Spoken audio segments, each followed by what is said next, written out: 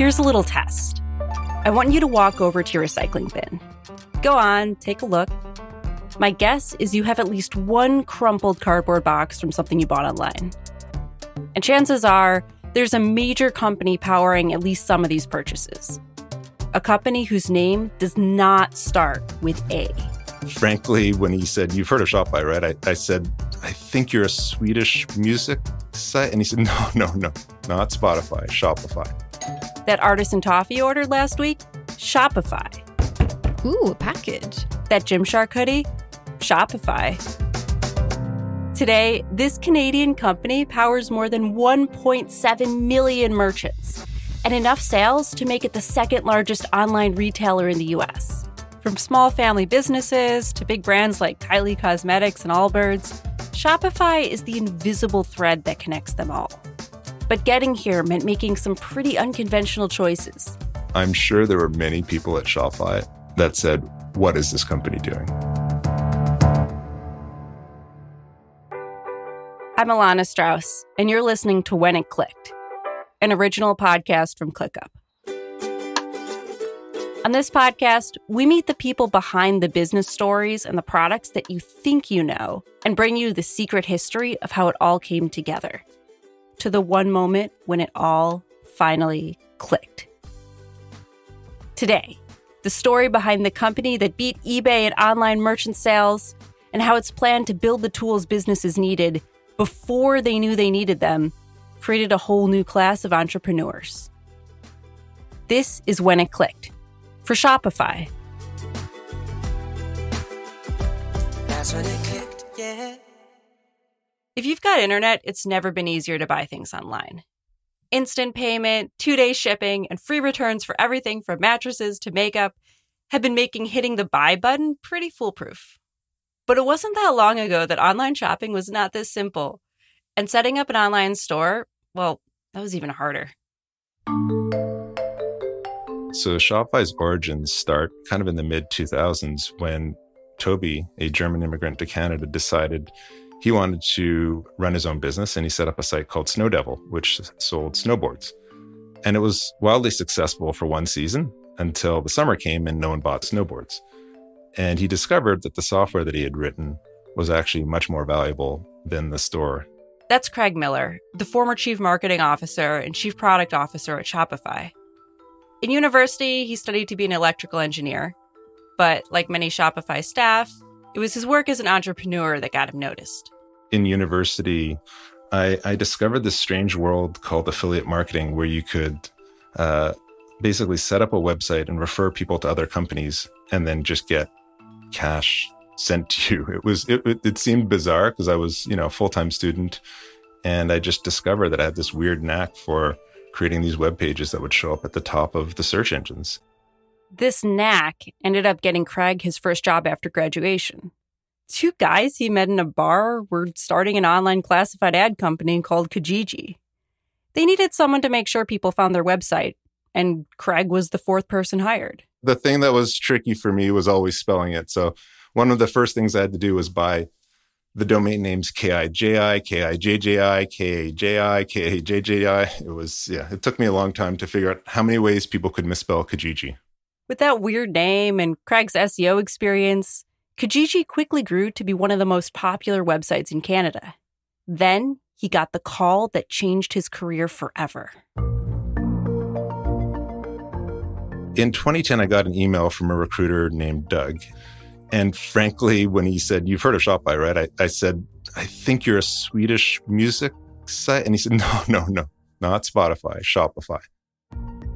And so at the time, Shopify was a really small startup in Ottawa. I think it had, 50, 60 people. And they were looking for someone to do marketing. And again, I explained to this recruiter, I am not a marketing person. I have never taken a course on it in my life. I've never read a book on it in my life. I don't know anything about marketing.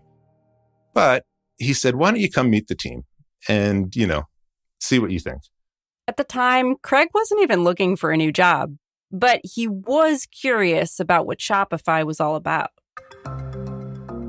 It was a very interesting set of people working on really, really unique challenges and having a lot of fun doing it.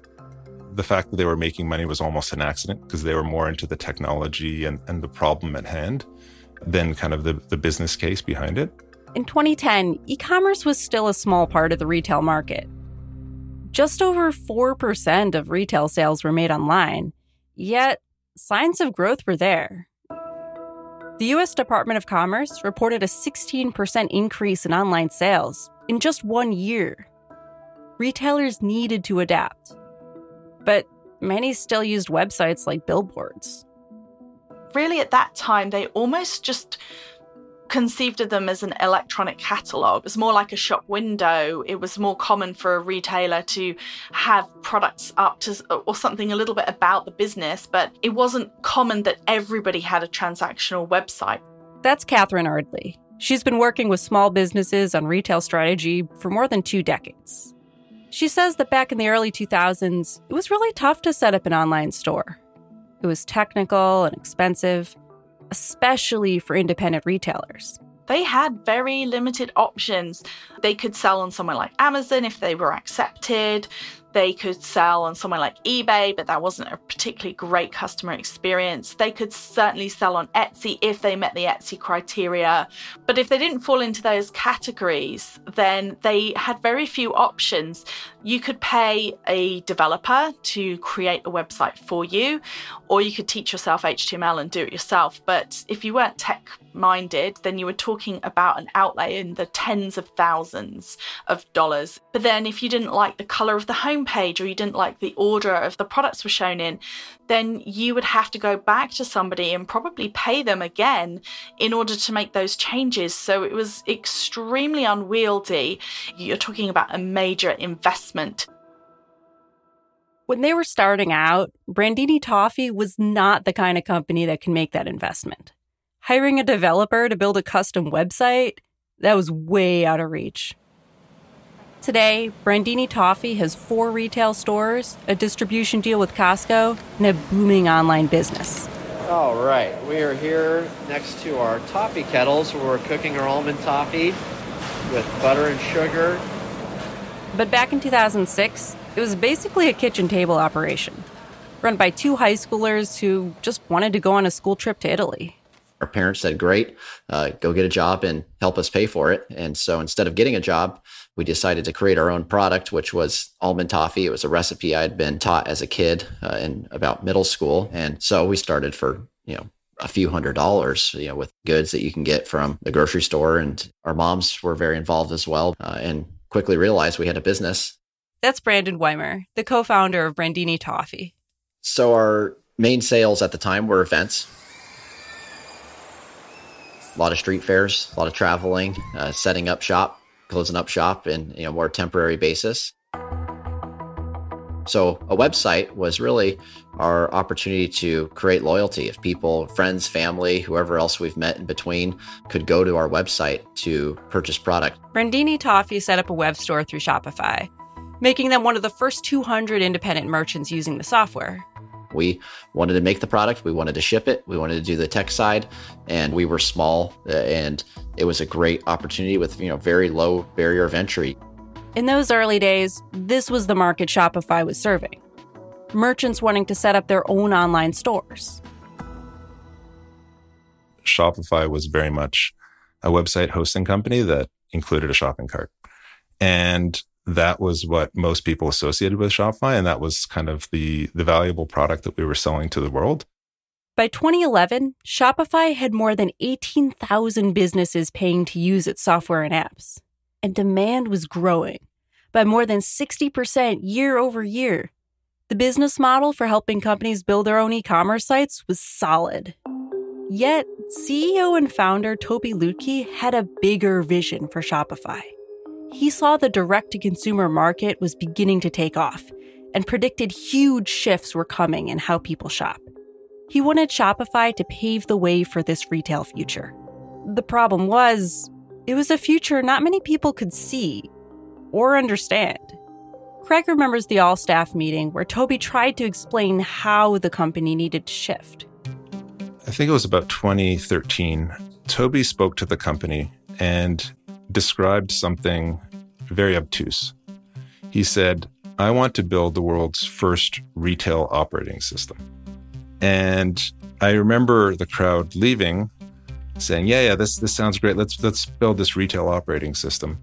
And then a day later, kind of seeing these people again, and all of them kind of scratching their heads saying, well, what exactly is a retail operating system? The retail operating system Toby envisioned was about more than online shopping. He wanted to be able to provide all the services a business needed to sell directly to customers. Everything from sales and inventory tracking to shipping labels to payment platforms. And he wanted to help businesses sell to their customers in many places. On a website, in a storefront, on a smartphone, even on social media. He wanted Shopify to be an entrepreneur enabler. It was a big shift for the company and a big risk. The traditional path for a company like ours would have been to focus on becoming a website hosting provider, of which there were lots of them in the market and of which the future was super certain because we knew what a website hosting company looked like. We knew exactly what to do next, and we knew who our market was. And it was simple. But instead, we took the other path, which was to build out something that we believed was important in the future, but it definitely wasn't a defined market. It was entirely risky to go down this path. But, we decided that was the direction for the company. And that's when it clicked. Shopify decided to become the company that would power the future of e-commerce. But deciding on this direction was very different than convincing customers. And as chief marketing officer for Shopify, Craig had to figure out how to sell this futuristic vision. I remember the day after Toby gave this infamous talk, I had a team that said, okay, let's change Shopify.com to start talking about the retail operating system. And I said, whoa, slow down. That's going to be tricky because people don't know that they want a retail operating system. And so my job at the time being the CMO was to sell a retail operating system to a world that wasn't ready yet for a retail operating system. And so I said, hey, instead of going out there to the world explaining exactly what we are, especially for a world that's not potentially ready for us, instead, let's respond to what they're looking for. So if they're looking for a website hosting provider with shopping cart, let's show up. If they're looking to sell on marketplaces, let's show up. If they're looking to sell in retail stores, let's show up. And once we get them to start using Shopify, let's expose the broader strategy and platform to them. But let's not try and sell them on a concept to which they might not be ready for yet. So that was the customer marketing piece. To realize this vision of becoming a one-stop shop for entrepreneurs also meant Shopify had to develop a bunch of new products. And so we had to start thinking about Shopify as being more of a back office for businesses that would include information on their products, their inventory, their customers, information like that, of which once they have that information in there, then they could sell on different channels. From the beginning, Shopify had built its business powering online sales. But to realize this new vision for the company, they had to do more. For the first time, they needed to build products for brick and mortar retailers. It was a massive project for a company that specialized in software. The challenge with making this giant pivot in the company, especially a company that was doing really well, is kind of equivalent to changing the engine of a plane mid-flight. So this was a huge technical undertaking for us to go down this path, and it wasn't easily reversible. Just a few months after Toby gave his infamous retail operating system speech, Shopify unveiled the first product at the center of its new strategy, Shopify Point of Sale. Basically, it was the software that turned a tablet into an in-store order system with a credit card reader for payments. Point of Sale would allow merchants to process all their sales, both online and in-store, in one place. And people in the company were convinced it would be a hit. By 2013, Shopify had sort of a series of successes behind it. And so there was a certain amount of self-confidence inside the company that whenever we launched something, people would love it and would start using it instantly. But Point of Sale was not an instant hit. Shopify was competing with companies who'd been offering credit card readers and point of sale software for years, with 5th and 6th generation products. Shopify was new to this market, and launching this service was a pretty big leap. It was tricky because I was so excited about, the entire team was so excited about, we launched it. And after a couple of days, we didn't start seeing thousands and thousands of businesses signing up for this because most people still thought of us as being a shopping cart company. Craig remembers it being a tough time for people at Shopify. I'll never forget going over to one of the developers that was particularly disheartened. And I said, trust me, one day I'm going to be walking around in a random city and I'm going to go into a store and they're going to be using Shopify POS and you're going to know this thing paid off and it worked. This kind of talk became a bit of a mantra among Shopify's leadership. Trust me, the future of shopping is coming. We're building the products entrepreneurs will need to scale their business. They just don't know they need them yet. Now, I'm giving you my point of view. I'm sure there were many people at Shopify that said, what is this company doing? Craig admits building products for the future was tricky. Shopify's vision was often too far ahead of the curve for consumers. Like the time they worked with Facebook to create a buy button. In probably around 2015, Facebook started experimenting with something called buy buttons. And they thought that all you had to do was add a little button that said buy next to a post on Facebook, and suddenly people would be buying tons of stuff on Facebook. And it didn't work. And so that team felt disheartened, and people said, why do we waste all this time? It's not working. This is useless. Like, that was just a terrible idea. We should have just not done it altogether. But, as is often the case with technology, we were probably there just a little bit early. And luckily, we kept working with Facebook year after year on different permutations of trying to figure this out, because we knew that social commerce would be a thing. So I do think there were a lot of times that there were doubts, but I think, we would try and be tenacious, and being tenacious in technology pays off. Customers began to see the payoff too. Brandini Toffee decided to ditch the cash register at its 4 retail stores and to start using iPads loaded with Shopify point-of-sale software. Here's Brandon Weimer again. I think probably an underlying benefit of all of it is a sense of control, to have all that information under one roof, divided by channel, where we have our online e-commerce channel and we have our point-of-sales channel. That's helped immensely. And remember that software developer who was so disappointed that point of sale wasn't an overnight success? Well, the promise Craig made to him did eventually come true. It just took a few years. I will never forget it. I went into a store in New York City and I went to pay for my purchase. And sure enough, there was Shopify POS and I was super ecstatic. And the crazy thing is, then I went to the next store and they were also using Shopify POS. So it paid off. It just took a little bit of time for people to get used to it and for people to start adopting our technology. Shopify kept building the technology, introducing more apps and services to help merchants continue to customize their online sales and reach their customers directly.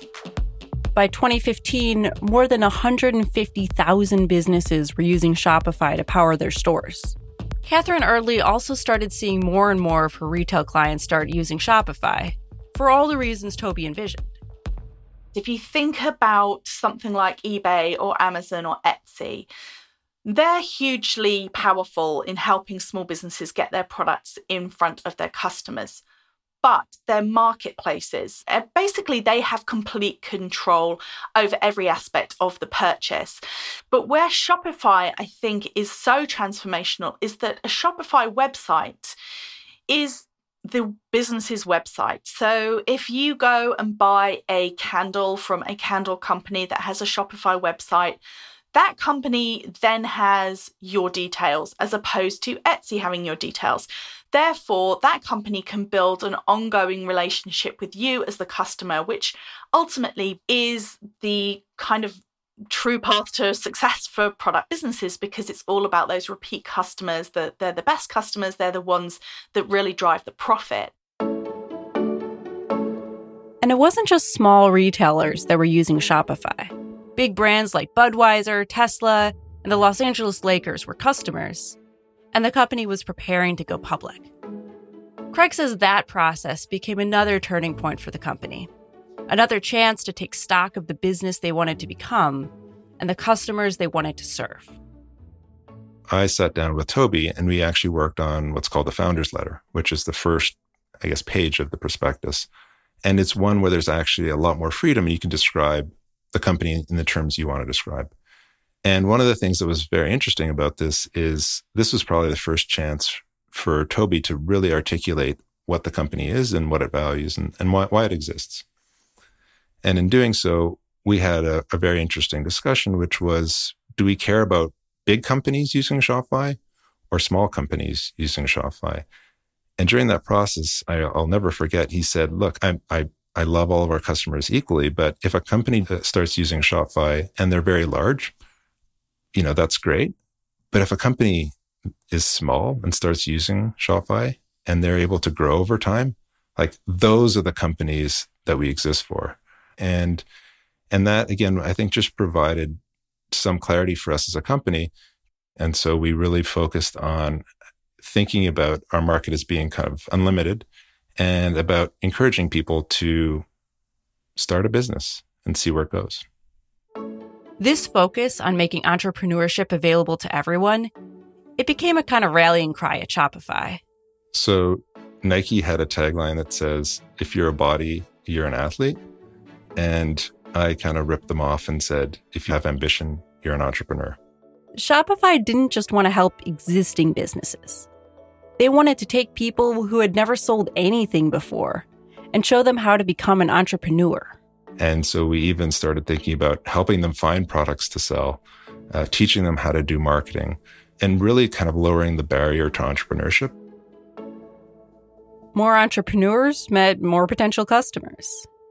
And even as online shopping became more sophisticated, Shopify made it easy for merchants by keeping the technology simple. I remember retail tech experts saying that you could build the same tech stack that a legacy department store had on Shopify in 45 minutes, and it probably would work better than the legacy systems that the big stores had because it was designed to work together. As e-commerce grew in popularity, Shopify grew along with it. Social media fueled a whole new class of entrepreneurs. And direct-to-consumer sales, they took off. When Kylie Jenner's website crashed the day her lip kits went on sale, she turned to Shopify to help her build her new online store. Gymshark and Allbirds, they became brand names by using Shopify to scale up. By 2019, more than 1 million merchants were selling through Shopify. Then, almost overnight, the world turned upside down. The COVID-19 pandemic swept the globe. People were forced to stay home. And online sales went from niche to necessity. Bricks and mortar stores all of a sudden had to do the unthinkable. They had to close their doors to customers and they had to move online, sometimes within a matter of a week or 2 weeks. And Shopify was the perfect solution because it's very quick and easy to set up. It's very easy to understand. It has great customer support. It has this whole plethora of apps if you want to customize it. And a lot of people looked around, realized that a lot of people who have Shopify websites are very happy with them. And Shopify was their choice for getting online quickly. And it wasn't just existing businesses that opened online stores. Many people used the pandemic to pivot and start new businesses from scratch. It's really interesting to see in 2020 and 2021, where we've had this pandemic and this global crisis. I think it spurred people on to think, okay, I'm going to start my own business. So Shopify is perfectly placed for that. Total sales on Shopify increased by 96% during the pandemic, making the company the second biggest online retailer in the United States. The future that Shopify had envisioned had arrived, and much more quickly than they expected. We were a company that would debate ideas and concepts vigorously. But once we made a decision, we didn't go back on it. So the exec team at Shopify had a feeling, had some faith, and just drove for something that we felt was the right direction. And we did not have any concerns that we were wrong because we felt that this is the direction of the future. I think the big question was how fast would the future happen?